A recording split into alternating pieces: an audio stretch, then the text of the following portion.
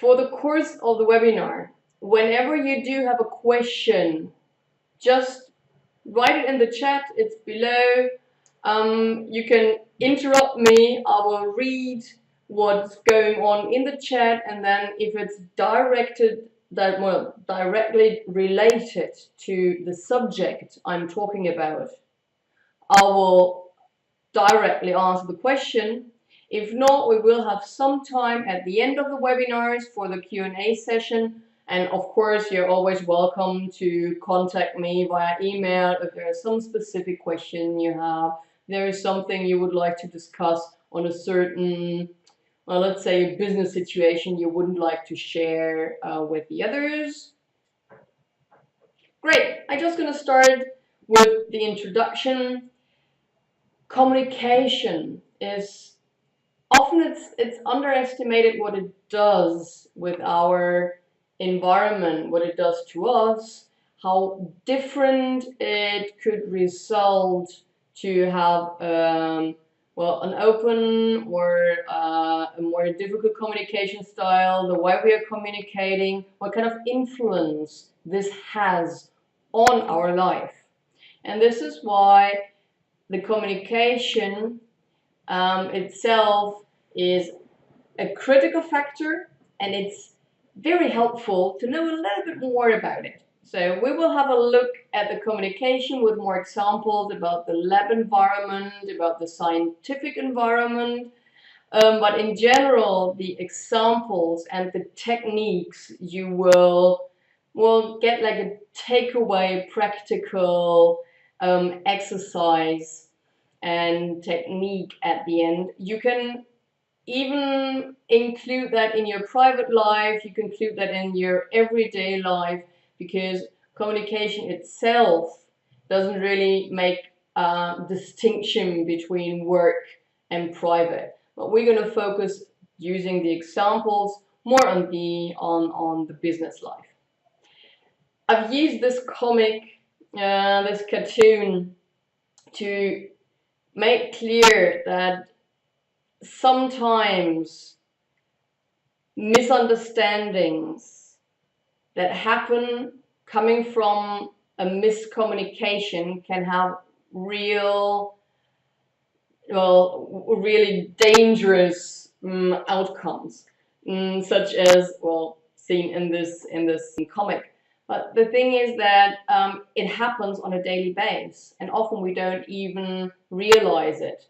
The consequences quite often are very small, but accumulating, yes, they do grow to a bigger problem. They can result in like small misunderstandings, grow up to conflicts, and if you don't solve them, if you don't address this communication, well, discussion with the other person, you won't be able to inhibit conflict development. And this is why we're going to have a look at what is communication, so, and why does it matter, how this has an influence on our time management. So what does communication have to do with time management?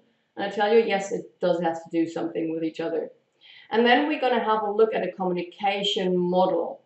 A model, just as an astronomy model of the planets and the stars, it's a model, of course. You can't really touch communication. You can't say like this is the right one, and this is why there are so many models. And I selected one model and like a second model I would just introduce briefly to you as well, that is more practically focused, that will give you an idea about how communication works from the sender, the one who talks, towards the receiver, and what you as a person can do from both ends. Then there is, based on this communication model, there's a specific technique you can use like from tomorrow or even tonight onwards. It's easy ways of applying it, and it will make your life easier, and it will definitely improve your communication style.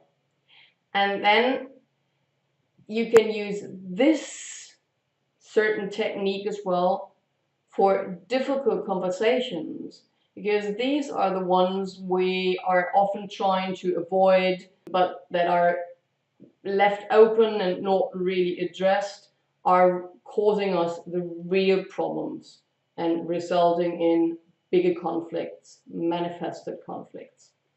So, any question on that? You always just write it in the chat. Otherwise, I'll start with the methodology. That scientific background. There's many studies that have been performed about how we communicate, what is the kind of level, what kind of influence does it have.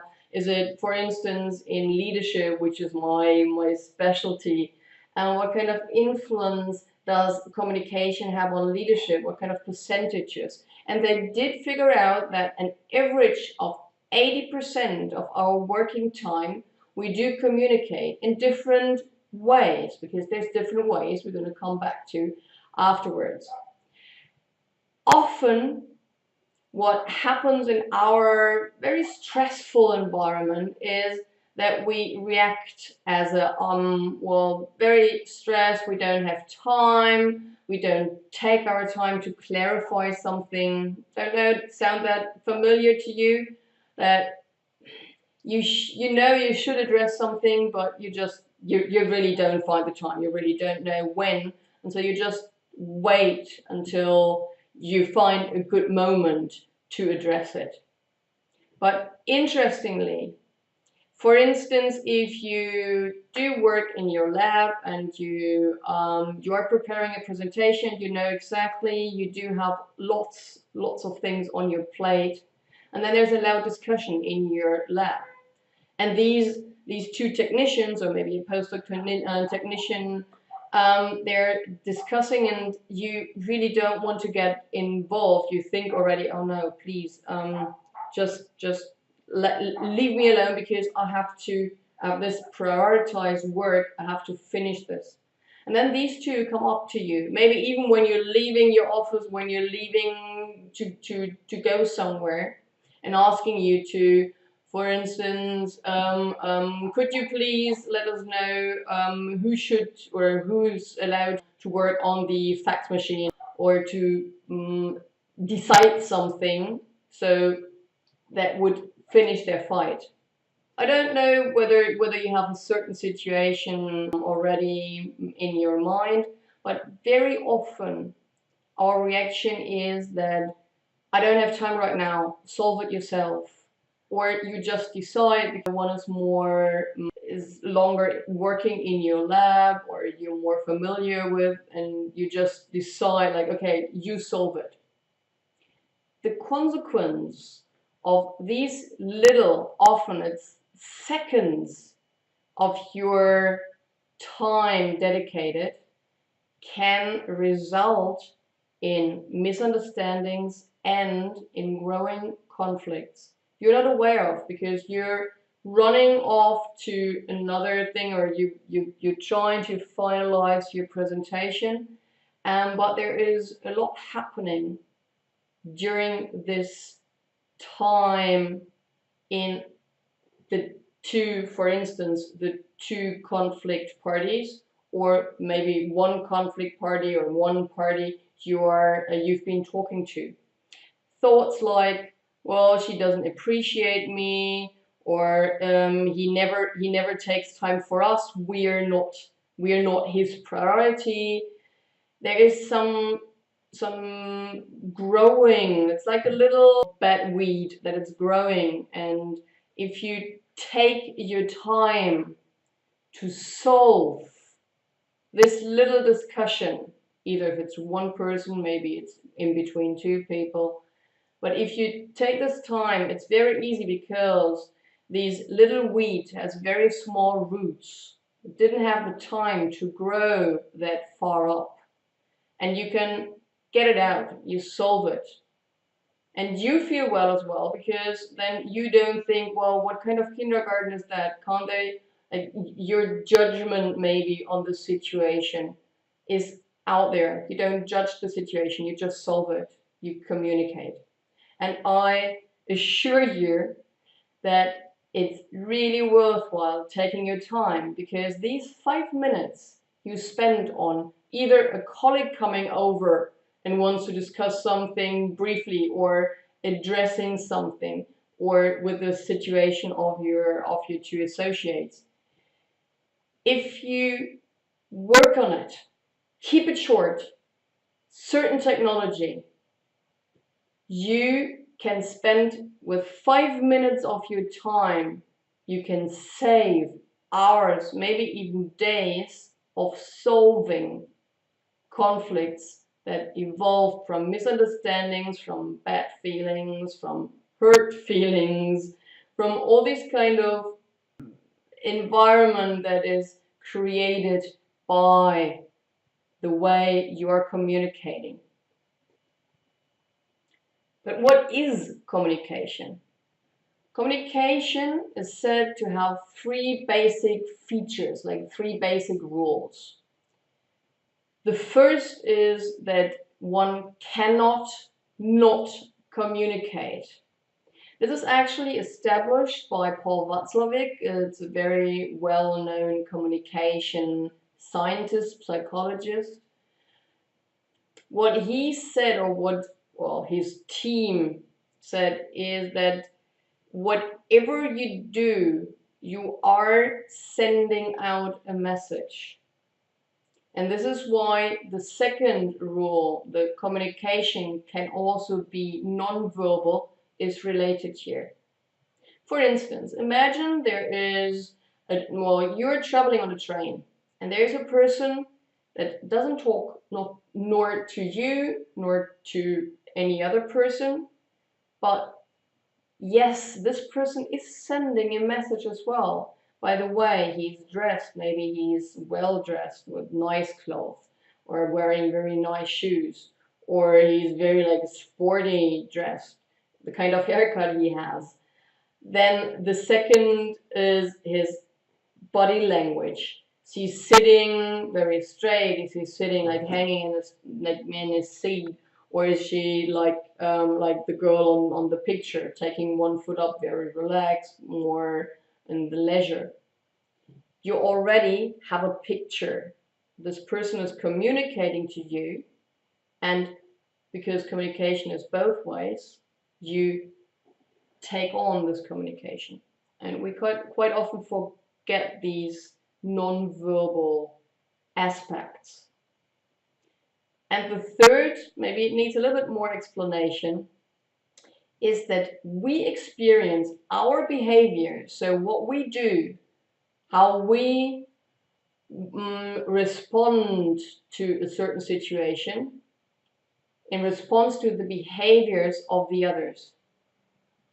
For instance, you might know the statement like, she started, or I couldn't have done otherwise, because he told me this and that. How else could I react? So we feel our reaction actually as a response to what happens to us. We're kind of in a passive situation. We feel kind of in a passive situation. And this is why it's even more important to be aware of your own communication style. If you use a tone of voice that's friendly and that's nice, or if you're really demanding, or if you just have a different tone of voice, or you say thank you, you say, oh, thank you. You can use the same words, but you're using a different tone. And this is producing as well a reaction during your conversation, because the other person will feel that he has to react on what you've said and how you've said it. Try to be more aware during your everyday life.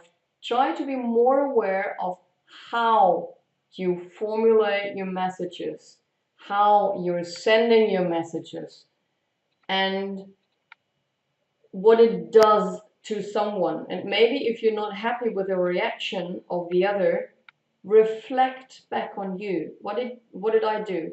I actually just walked down the aisle already, and he asked me something, and I just turned briefly back, like, yeah, we're gonna do that and that way. Maybe that's a way, with all your body language, with all the signaling you're giving, to not prioritize. Maybe this person felt offended, and this is why he behaved that way.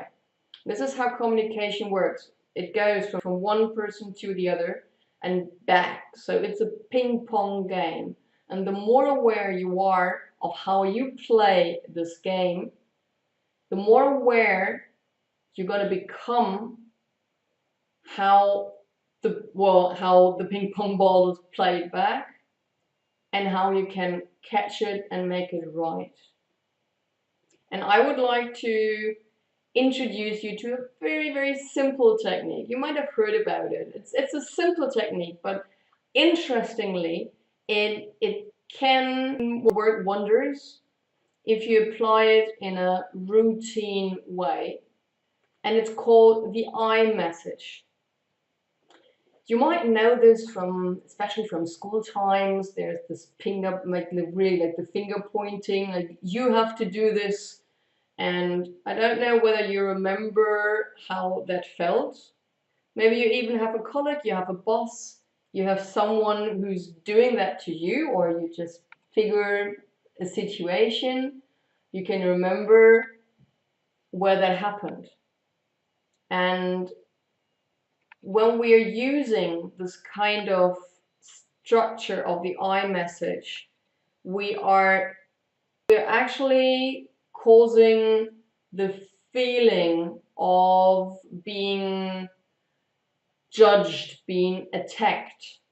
For instance, like, you always treat me unfairly, and you don't let me finish my sentences, and in the meeting you always interrupt me, and you make me feel insecure. The reaction you have as a receiver, as the one this message is addressed to, is often, I have to defend myself. Someone is attacking me. And if someone attacks me, what do? I defend myself. So while this person is talking, I'm already preparing myself, because I didn't have the chance to prepare. I'm already preparing myself to build my defense. So do I have time and capacities to listen to the message? Usually I don't, because I'm busy with myself. To solve this, we can use the I message. The I message focuses on us, because we don't know whether this person really wanted to make us feel insecure. We don't know whether this person interrupted us on purpose. We don't know whether it's in his personality to do these things, and he doesn't mean any bad with it. But with our first sentence, the first way, the you finger pointing, we assumed.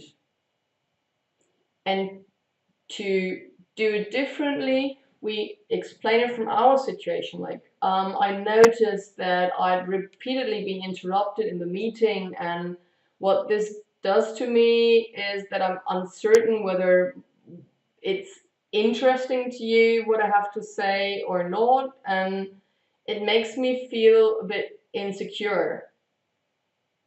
The likelihood that this message will be heard by the other person is much higher, and thus there is a higher likelihood that you might receive an answer like, I didn't realize, or yeah, I know, my wife keeps telling me that I'm doing that I'm interrupting, and yeah, let me know next time, please just let me know that I don't. Or maybe it's, yes, but please make it shorter. We were running out of time.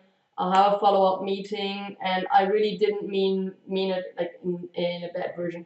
But the thing is that you will probably get an answer. You might get into a discussion.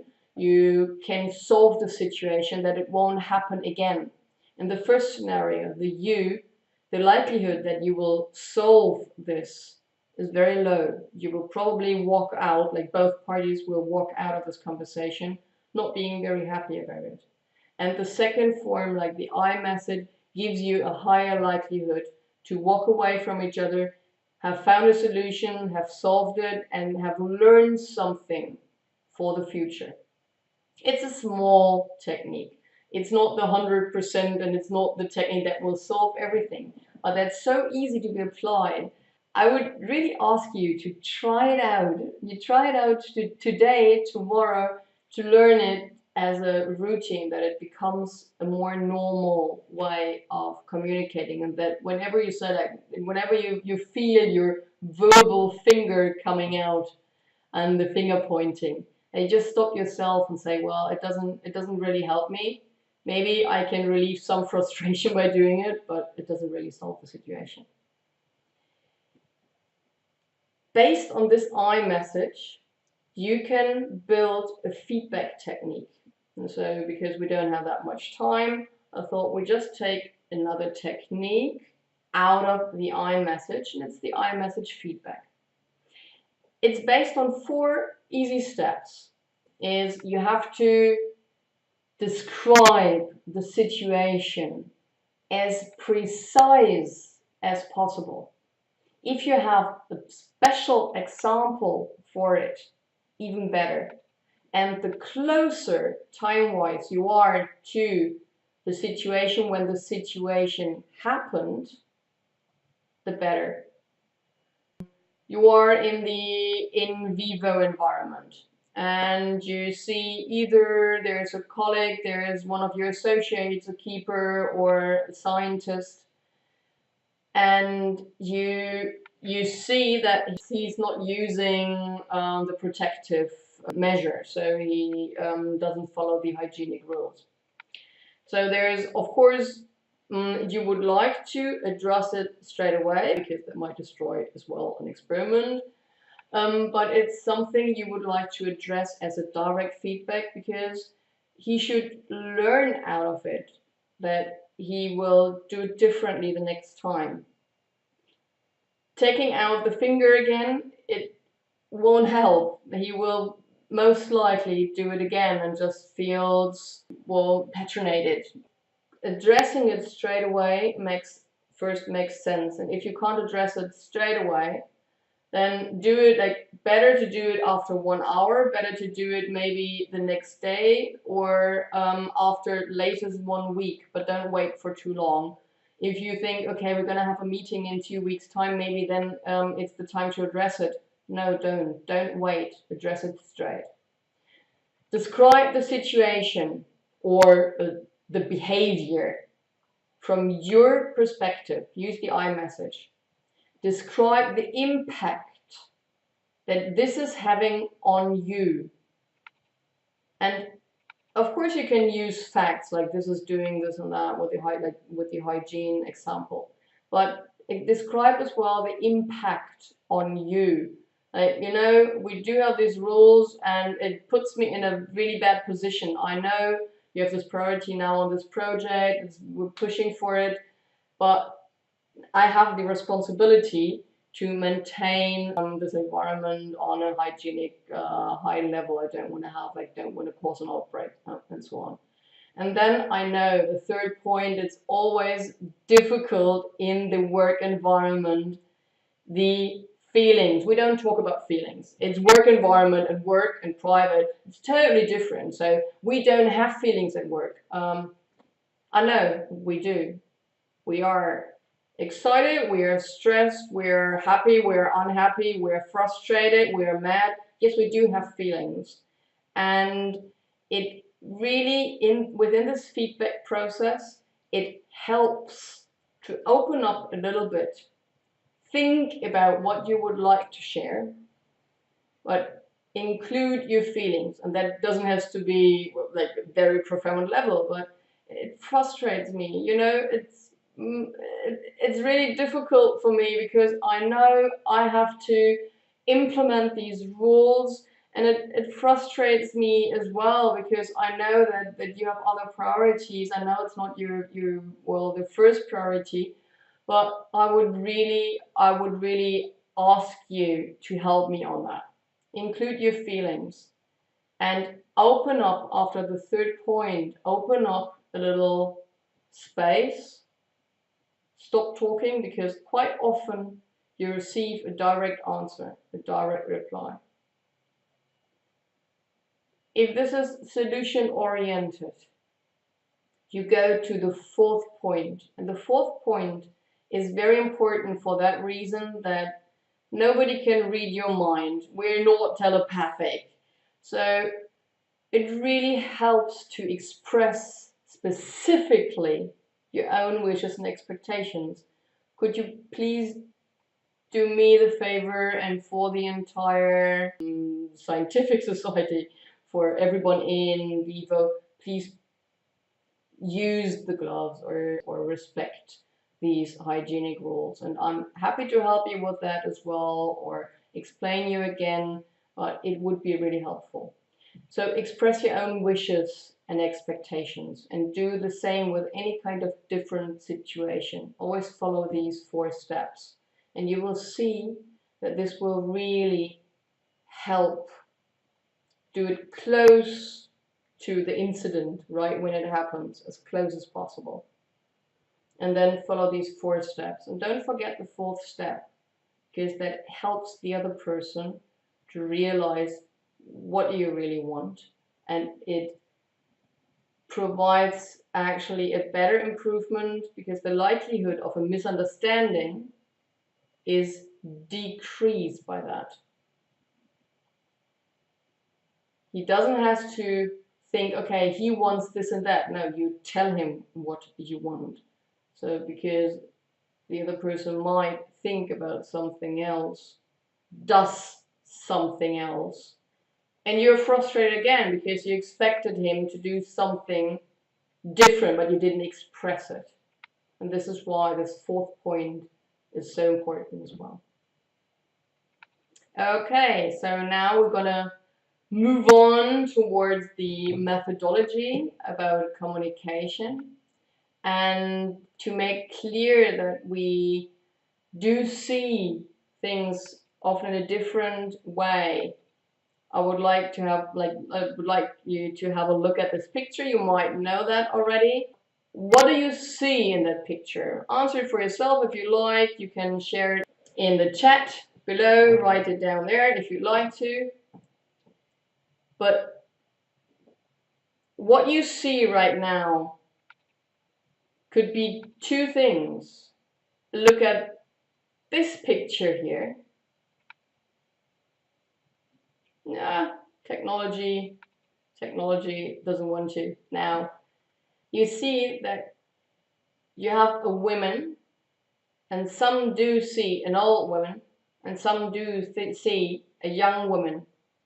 And if you imagine someone showing this picture, and afterwards there is 2 parties, 2 people are talking to each other about the women, and they agree, yes, it's a woman.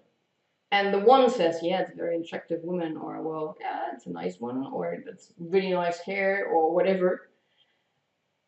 And you don't understand that because you didn't see the young woman, you saw the old woman, but you didn't.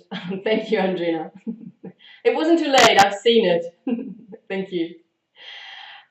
But you actually think you talk about the same, because you talk about the women. Clear. I mean, you've seen a woman, no question about that. The other person's seen a woman, but you, unless you realize that we have different ways of looking at the same thing, we don't realize how these kind of misunderstandings develop. Based on this, Friedemann, Schulz, Thun developed, together with a group of other scientists, a model which is called, well, which has many names, because It's called the four-square model because if you look at it, you will understand because it's why it's called the four-square model, because it has four squares, like four sides. It's called the four-side model as well, or the four ears model. Ears, of course, we have the four beaks or tongues, what we are giving as a message from the side of the sender. And then what we listen as a receiver. And he did bring it down to these four different kind of messages, these different ways we're passing on information. I'd just like you to be again on the same page with me as well. The sender is the one delivering the message, the receiver, the one receiving it, and the message can be a written or a spoken word. Usually it's the spoken word, but communication is not just in a spoken, like in a verbal way. So we do have the factual information, and the factual side is this side, which is quite often used in the scientific world. It's fact-based, it's data-based, and yeah, you have a clear objective point. The self-revelation. The self-revelation is a bit of a peculiar part because it's really coming from inside of us. How do we receive, or how do we feel about something? What was your experience from before? For instance, if you do have an issue of going into a certain meeting because you did have some bad experiences, you will look at this kind of meeting setup in a different way than someone who loves going there because he really likes, especially these kind of environment, these kind of people, and this team is just great. And so if someone is talking to the person who didn't really have good experiences with meetings or presentations, will receive a message about presentations in a different way than the one who loves giving presentations or being part of a team meeting. So it's a lot coming from ourselves. And again, as explained before, be aware of where you are coming from, because this is very implicit information, and this is your values are involved, your motives are involved, your emotions are involved. And the more clear you are about your inside, the clearer you can communicate. Quite often the self-revelation manifests in the tone of voice, in your body language, in an unconscious way. And this is received by the other person as well in an unconscious way, causing some misunderstanding or causing inclusive bad feelings without doing that on purpose. But you know, the consequences can grow with time, and some consequences are really bad, coming from small things we don't even remember why and how this situation evolved. Relationship. The relationship is really important within between the sender and the receiver. So what kind of relationship do you have? If you have for instance, a very good relationship with your boss, probably if he says something you might see a bit difficult, such as we should really have a look at this project management style. Maybe if you have a good relationship, you think, yes, we should have a look at the style because the subject changed, the style of the team goals changed. If you have a bad relationship with your boss, you might feel directly offended because he is attacking you, like you feel personally attacked. Because if he wants to change this project management style, then you have done something wrong, and he doesn't like something on that, and he doesn't like the result of it. He might even want to kick you out. That's what you receive. But what he sends is just saying that he would like to change the project management style. So last but not least, the appeal. The appeal is often well received or given as an advice or an instruction, a desire of the sender, or received as a desire or instruction of the receiver. For instance, you do share a copy machine, and then there's one colleague, not your boss, not one colleague tells you the paper is empty. Okay, paper is empty. If you get that on the factual information, it's like, yes, the paper is empty. But maybe he meant it in the appeal information because he expects you to change it, to refill it. Maybe he just meant it as a factual information, but you received it as an appeal, as an instruction. Either because he is in a higher hierarchy situation, and you're kind of used to it.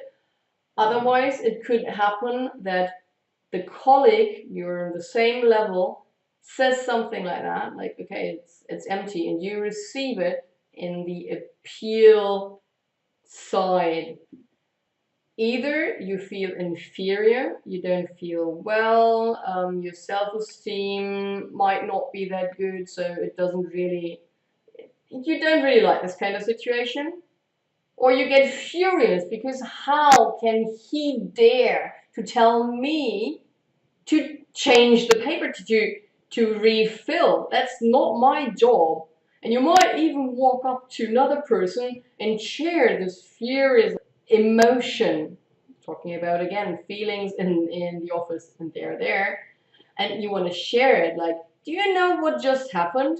He obviously thinks he's better. And then we're talking about the relationship side. The next time you talk to that person who maybe just sent the message on a factual information side, didn't even think that you might receive it on an appeal, the next message you will send as a sender will probably be influenced by the relationship side, because you felt bad. This person obviously thinks he's superior, so this relationship will influence your way of communicating towards that person. And maybe the receiver finally doesn't get at all why you're obviously annoyed, why you're treating him the way you're treating him, because next time you might tell him, okay, the documentation has to be done. Of course, it's factual information, the documentation has to be done. But because you are on this relationship side, you still are filled with these feelings, you communicated the same wording, but filled with a different emotion, resulting in the reaction. If you remember the third rule, that we feel that we react on somebody else, he will react on your, he's really bold and doesn't really talk nice to me, and I don't know why he's attacking me. I didn't do anything to him. So there is Because of this kind of misunderstanding, because we have our own filters by sending and by receiving messages, you are already on a different side. And this is why this model can help you to first look at yourself. Where is your preferred side? Everybody has a preferred side. Sometimes it's 2, sometimes it's 3. There's very few people who are balanced on all 4. Usually we do have some preparation. There's some tests on this as well. If you're really interested in that, just contact me. And when you know what's your preferred communication style, you might want to focus a bit more on another one, or you might want to have a look at what it does to your environment. Maybe you receive constantly kind of a similar reaction from different people. You don't know where it comes from. Maybe it comes from your communication style because you have a self-revelation message, or just underneath your message you send this as well. Or there is a relationship issue underlying, which you can solve, which you can address. Use the iMessage feedback. It's never too late. It's good to do it as close to the situation as possible, but it's never too late. Better late than never, especially on feedback. Feedback is very important, and it will help you to solve problems, issues, questions. What you can do from the sender side as well, look at your communication partner, because you can tell from his body language, from the way he reacts, whether he received the message the right way. And if you don't get the right impression, and if you have a feeling there is something wrong, take these 2, 3, 4 more minutes and ask, did you get, I just wanted to say, it's just fact, we don't have this documentation yet, and I would like to clarify how we can distribute that in the team. Maybe then the answer is, okay, I thought I should take that on as well, because I'm already overloaded. I don't know how to do that. I was already organizing and arranging myself how I could address it. Like, no, look, it's okay, then you can clarify. Questions help a big deal as well. From the receiving side, you can do the same. Think about the way you receive the message. Which side are you obviously more focusing on, especially if you have a bad relationship or like a challenged relationship with one of your colleagues, one of your associates, with your boss. Have a look at that. Have a look at that, whether this is influencing the way you're receiving this message. And then ask. If you're not sure, and even if you think you're sure, it might still be influenced by your inner factors. Ask again, okay, did I get you right? You mean this and that? You mean that I should take on the work preparing all this documentation? Oh, no, that wasn't right. Or so you actually get into a context, a discussion. Questions do help a big deal. But before you can ask a question, you have to make sure that you know where you stand when you send the message, and where you stand where you receive the message. Is that square more or less clear now? Any questions? Otherwise, we're gonna build again on this methodology. So try to get the second methodology and include a technique you can apply directly tonight, tomorrow, in your next preparation of a difficult conversation. And why a preparation? We often communicate, well, everywhere. I mean, as we've seen, 80% of the time we're really communicating. We're not like working for ourselves or focusing on one project. No, we're communicating. We're somehow exchanging information. If there's work, of course, there's mistakes going to happen. There's going to be some errors happening as well. There's going to be some misunderstandings, something going on, and that has to be solved. If you are preparing this difficult feedback situation, it helps to make a clear picture based on these 4 sides. Because you can start first on how will you start the conversation, and then you go from the factual information, which is usually the basis, like which topics do I want to address, yeah, are there examples, again, take specific situations, take examples that makes it easier for the other person to understand what are you talking about. And then you go around and see, okay, this is what is it with the appeal? What do I really want to address? What is my goal? What is my wish? What should change or what should be different next time? Really think about your goal. Never go into a conversation even better into any kind of conversation, but especially a difficult conversation, without knowing what you want to achieve and what you want to address.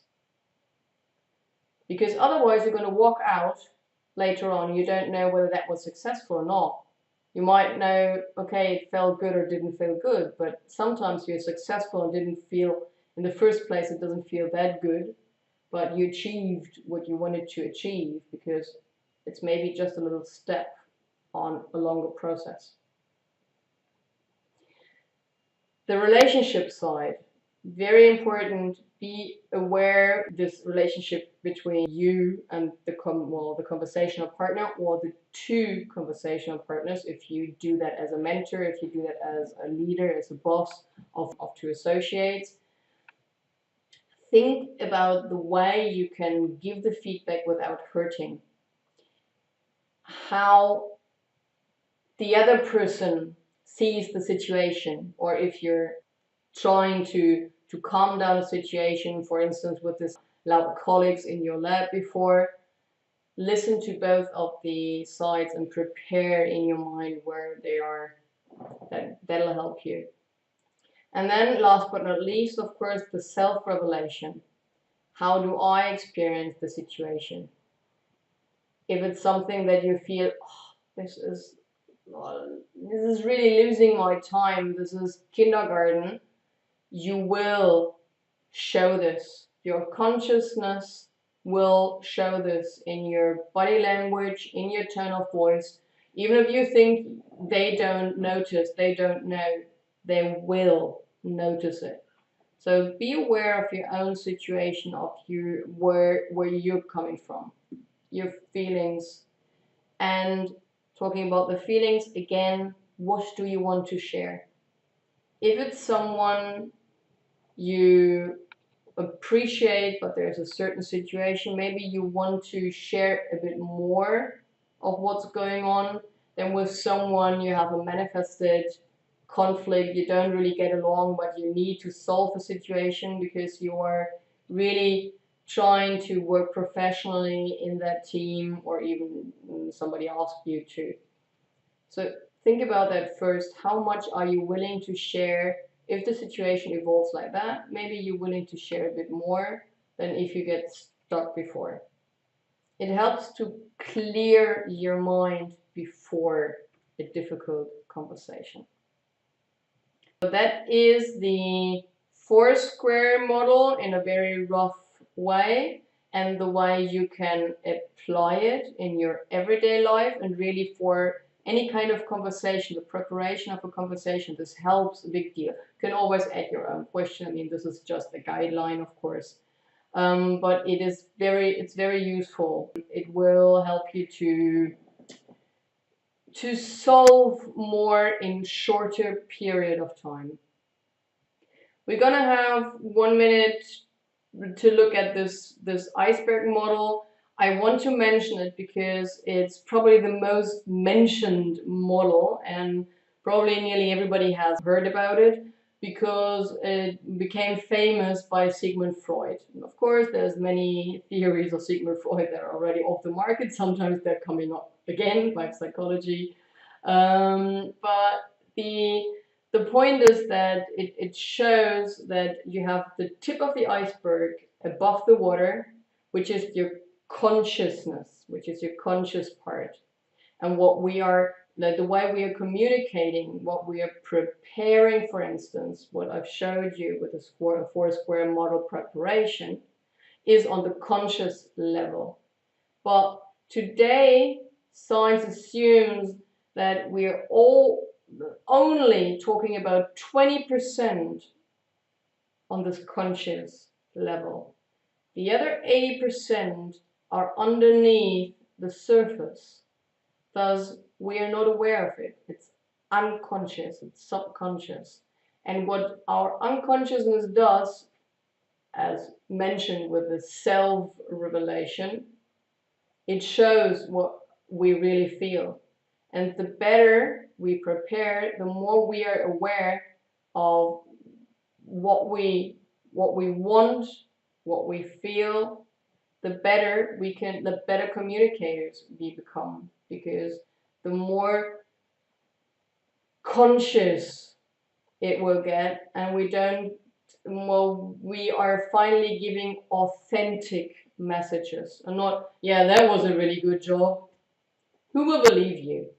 If you have, of course, a bad relationship, you have the self-revelation of a very high level of perfectionism, and then you talk to someone you don't really respect that much, you don't really regard them as the best co-worker or the best associate, the way you're communicating, the way you transmit the message will definitely be transmitted in a different way. And this is why it's important to be aware of this 20-80 ratio, to work on yourself, because that's the only person you can really honestly work on, and develop your communication style, because I assure you, you will save time when you do it right straight away.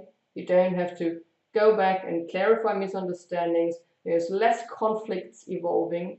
The earlier you address something, or you do it, clarify it, ask questions, really try to make clear that you're talking about the same thing. Like the lady, the young and the old lady, don't talk about the lady. Try to really address that you're talking about the young lady, because that's the moment when you figure out, no, that's an old lady. Okay, then you can find a solution very early on.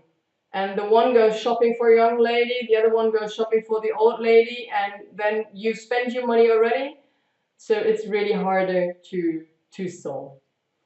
But I hope you learned something, you had fun, and hopefully you're going to have more fun trying, experimenting, because it's something we do every day, and the better we get at it, the better we feel as well, because it helps us to develop ourselves and makes life much easier. I'm happy to take any questions. I'll see Andrina. I'm just reading. Actually, I will have a difficult question tomorrow. Very helpful proposition to use the 4-year method.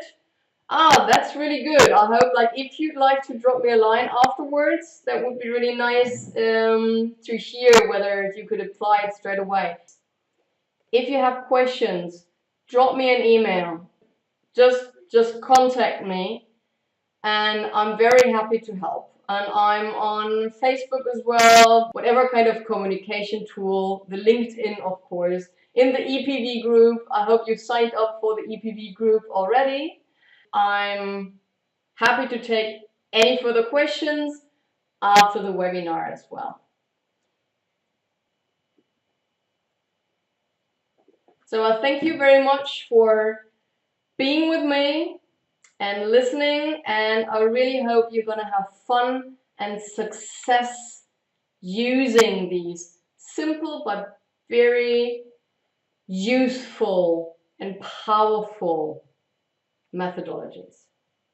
Goodbye.